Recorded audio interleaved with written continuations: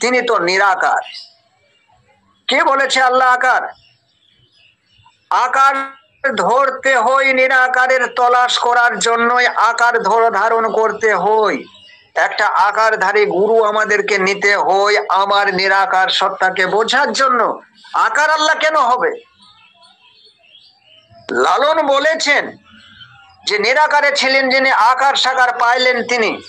বোঝানোর সাপেক্ষে বলেছেন এই যে সাকারে এসেছেন তিনি, এই সাকারে এসেছেন বলতে যিনি নিরাকারের খোঁজ জানেন তাকে এখানে উদ্ধৃত করা হয়েছে। এই সাকার ওয়ালার কাছে যাও, এই সাকার ওয়ালার কাছে গেলে তোমার কাছে যে নিরাকারে ছিল সেই নিরাকারকে তোমাকে চিনিয়ে দেবে, তোমাকে ধরিয়ে দেবে, তোমাকে দেখিয়ে দেবে। তুমি যার তলাশ করছো তা তুমি নিজেই, যাকে খুঁজে বেড়াচ্ছ তা তুমি নিজেই। তুমি অন্ধতা দেখতে পাচ্ছ না, অন্ধতাই তুমি বুঝতে পারছো না। তা তোমরা যখন আমাকে দেখছো, সশরীরে আমাকে দেখছো, আমার যে অংশ দেখছো, তা কি দেখছো? হাত, পা, চোখ, মুখ সব ভৌত পদার্থ, 5টা এলিমেন্ট দিয়ে তৈরি হয়েছে। কি হবে ইয়া? তোমাদের মধ্যে আবার এসেছে নাকি আউলিয়াদের দেহ কখনোই নাকি কোনো মাটিতে খায় না, অমুক তমক নানান গানের মধ্যেও এসেছে। এই দেহ কখনো আউলিয়া হয় না।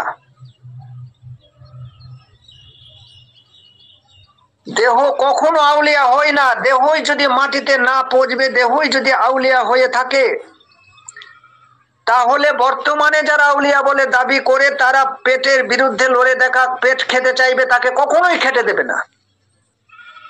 দেহের বিরুদ্ধে লড়ে দেখাক। সে ঘুমোতে চাইবে, কখনো তাকে ঘুমোতে দেবে না।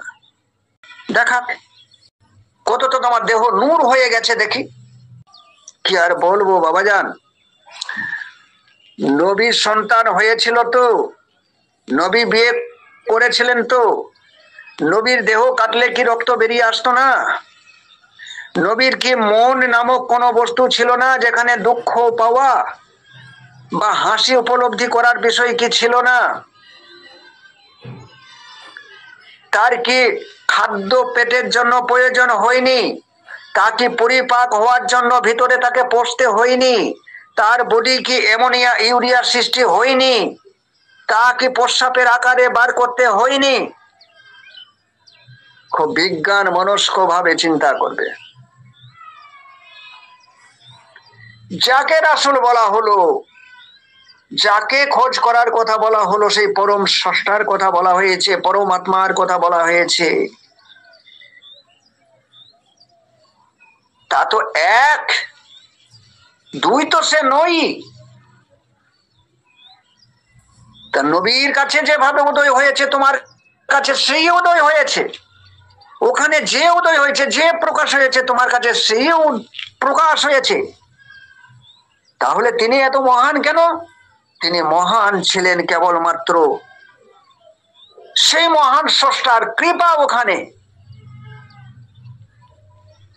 পরিপক্ক বোধ প্রজ্ঞাময় হয়ে প্রকাশ হওয়া।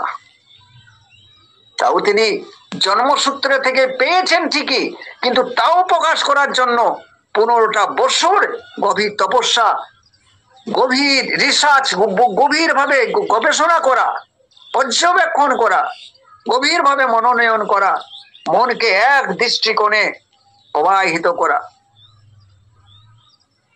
কজন পারছি আমরা সংসারের কাছে দরাদরি করে?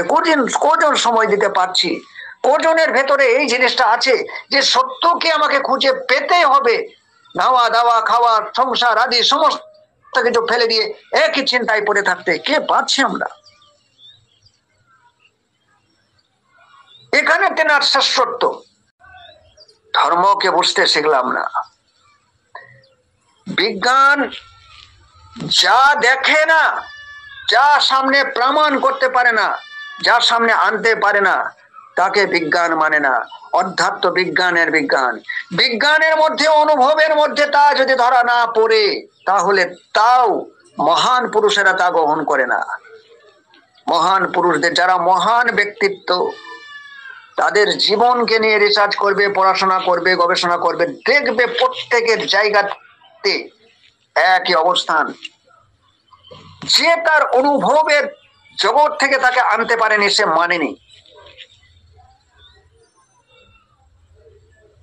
নবীজি তার অনুভবের মধ্যে তেনাকে তিনি দেখেননি, এমনি তিনি বলে দিলেন যে স্বয়ং আল্লাহর কাছ থেকে জিবরিলের মাধ্যমে আমার কাছে যে ওহী আসে তাই আমি বলি, এটা আমার কথা নয়, এটা আল্লাহর কথা।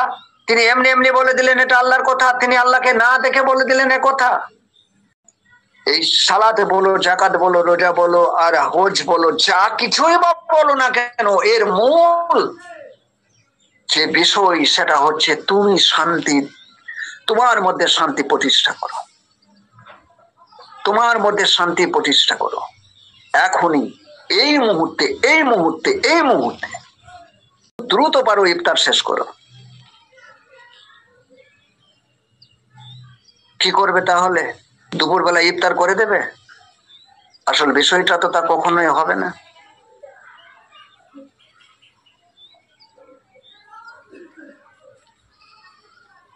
কেমন ভালো লাগে দেখো, আজকে ভোরের দিকে দেখছিলাম তোমার মা ঘুমের ঘরে কাঁদছিল। আমি তো দেখলাম, আমি তখন চেতন ছিলাম, কান্না করছে, তার মানে স্বপ্নে কিছু একটা ও দেখেছে, কোনো দুঃখ কষ্টের একটা জায়গা থেকে কান্নাটা আসছে। ওই জায়গাটা ও অরিজিনাল ও জগতে আছে। তা সেই মুহূর্তে ওকে টাচ করে জাগিয়ে দিলাম। তারপরে ধর্মর করে উঠেই বললো কি ব্যাপার? বললাম এখনই কাঁদছিলে তুমি? বললো ওর খেয়াল পড়ে গেল স্বপ্নের মধ্যে ও কত যন্ত্রণায় ছিল। তা এই যে টাচ করে তাকে জাগিয়ে দিলাম, ও কিন্তু অরিজিনাল ছিল, ওখানে অরিজিনাল দেখছিল, কান্নাকাটি করছিল। তাহলে আমি জেগেছিলাম তাই তাকে জাগিয়ে দিলাম, বুঝলাম সে স্বপ্নে আছে। স্বপ্ন ভেঙে যাওয়ার পর সে বুঝতে পারলো এটা স্বপ্ন ছিল, এটা মিথ্যা ছিল, আমার তো সবই ঠিক আছে।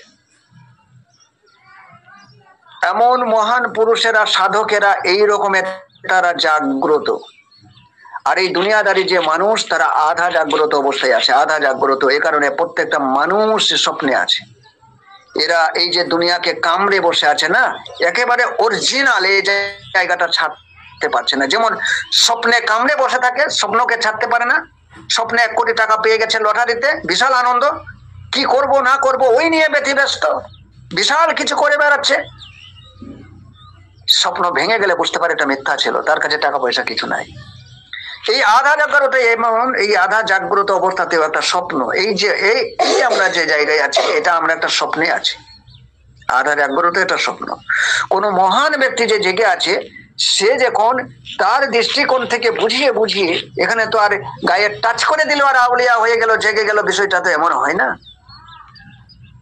তিনি প্রত্যেকটা জায়গায় দেখিয়ে দেখিয়ে বুঝিয়ে বুঝিয়ে আমার এই আধা জাগ্রতটাকে পরিপূর্ণ জায়গাতে নিয়ে যায়। তার যিনি জেগে আছেন তিনি জানেন এ কোন ঘোর পাকে ঘুরছে, এ কোন স্বপ্নের মধ্যে বিভোর হয়ে আছে। জাগা ব্যক্তি তো আমাকে জাগিয়ে দিতে পারবে, কিন্তু সেও ঘুমিয়ে আছে, আমিও ঘুমিয়ে আছি, সেও স্বপ্নে আছে, আমিও স্বপ্নে আছি, কে কাকে তোলাবে? এ কারণে আমি বলেছিলাম চেতন গুরুর সন্ধান করে তার সংস্পর্শে যাও। চেতন গুরু বলতে জাগ্রত গুরুকে আমি বলতে চেয়েছি যে জেগে আছে। এমন গুরুরা তোমার এই স্বপ্ন ধীরে ধীরে ধীরে ধীরে ধীরে ধীরে তোমার এইটার যে স্বপ্ন, এটা যে সত্য নয়, এটা প্রমাণ করে দেবে। আর এই প্রমাণ তোমার কাছে যখন হবে যে আমি যাকে সত্য দেখেছিলাম, ভেবেছিলাম, যাকে আঁকড়ে বাসছিলাম তা মিথ্যা, তখন তুমি ওখান থেকে উঠে যেতে পারবে। ঠিক যেমন যেমন তুমি উঠে যাবে, তেমনি তেমনি তোমার অচিন দেশে প্রবেশ হবে। আর অচিন দেশে যেমন যেমন প্রবেশ হবে, তেমনি তেমনি তুমি দেখতে পাবে এক আল্লাহ ব্যতীত টোটাল ব্রহ্মাণ্ডে আর কেউ নাই, কোনো অস্তিত্ব নাই, কারোর অস্তিত্ব নাই। না কোথায় খারাপ, না কোথায় ভালো, কোথায় শয়তান, কোথায় জিন, কোথায় ফেরেশতা, কোথায় রাসূল, কোথায় নবী, কোথাও কিচ্ছু নাই। এক আল্লাহ ব্যতীত আর কোথাও কিচ্ছু নাই, বিন্দু পরিমাণ কোথাও কিচ্ছু নাই। কে বোঝে? যে মহাজাগ্রত, এক আল্লাহ ব্যতীত সে আর কিছুই দেখে না। ঠাকুর রামকৃষ্ণ কৃষ্ণের কাছে স্বামী বিবেকানন্দর মতো একজন তেজস্বী পুরুষ, অল্প বয়সে, যার মধ্যে এত তেজ ছিল, না দেখা পর্যন্ত কোনো জিনিস মানবো না, বিশ্বাস করবো না, ধর্মে আসার আগের থেকে এমন আগুন তার ভিতরে ছিল। যখন সকলের কাছে নাম ছড়িয়ে পড়লো ঠাকুরের, যে কলেজে পড়াশোনা করতো সেই কলেজের প্রিন্সিপাল পর্যন্ত ঠাকুরের কাছে এসেছিল। সেই প্রিন্সিপালই খবর দিচ্ছে বিবেকানন্দকে যে এমন একজন ঠাকুর, তুমি তার সঙ্গে একবার দেখা করতে পারো, আমার ভালো লেগেছে, তুমি দেখা করতে পারো।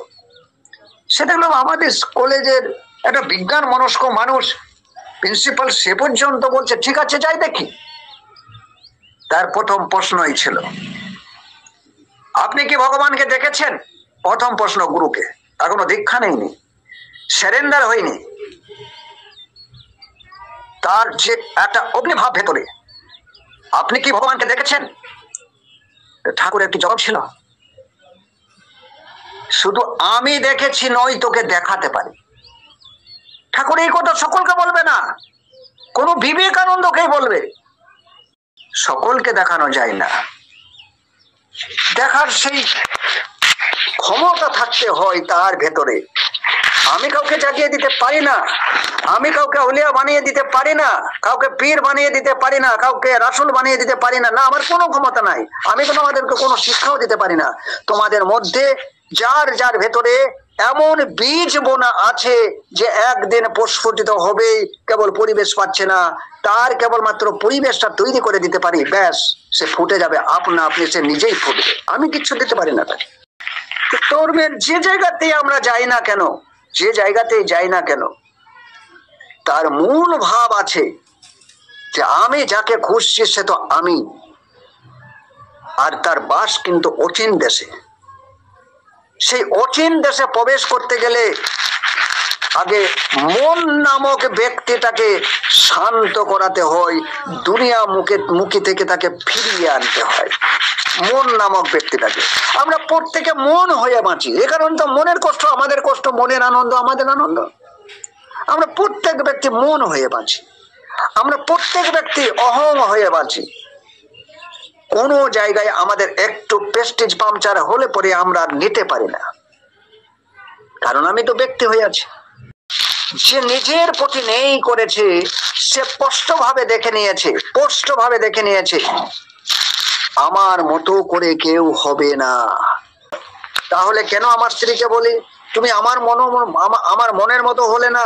কেন আমি স্বামীকে বলি আমার মনের মতো হলে না? কেন আমি ছেলেকে বলি তুমি আমার মতো করে কেন হলে না, আমার মতো করে চলছো না? কেন ছেলে তার পিতাকে বলে তোমার এখনো জ্ঞান হলো না, তুমি এইভাবে চলো না? আমরা প্রত্যেকটা ডিপার্টমেন্টে, প্রত্যেকটা সমাজের জায়গাতে, প্রত্যেকটা দেশে আমরা প্রত্যেককেই চাই সে আমার মতো করে হয়ে যায়। যত শান্তি এখানে, প্রত্যেকটা জায়গায় ওর শান্তির মূল জায়গায় এখানে আমার মতো হোক। তা আমরা প্রত্যেকটা জায়গাতে আমার মতো করে চাই। এগুলো আমাদের ডিপ্রেশন বাড়ায়, দুশ্চিন্তা বাড়ায়, আমাদের রাগ বাড়ায়, হিংসা বাড়ায়, আমার অশান্তি বাড়ায়, সমস্ত কিছু। যে নিয়ে নিজের প্রতি যে নেই করব, সেই নেই জায়গা থেকে নিজের প্রতি চরমতম অন্যায় করি, নিজের প্রতি চরমতম হিংসা তৈরি করে ফেলি, আমার জীবন ব্যতিব্যস্ত হয়ে উঠছে। তা সিয়ামের কথাই বলো আর যার কথাই বলো, প্রত্যেকটা জায়গায় আল্লাহর একটা ইঙ্গিত, যে নিজের প্রতি জুলুম করেছে সে আল্লাহর প্রতি জুলুম করে।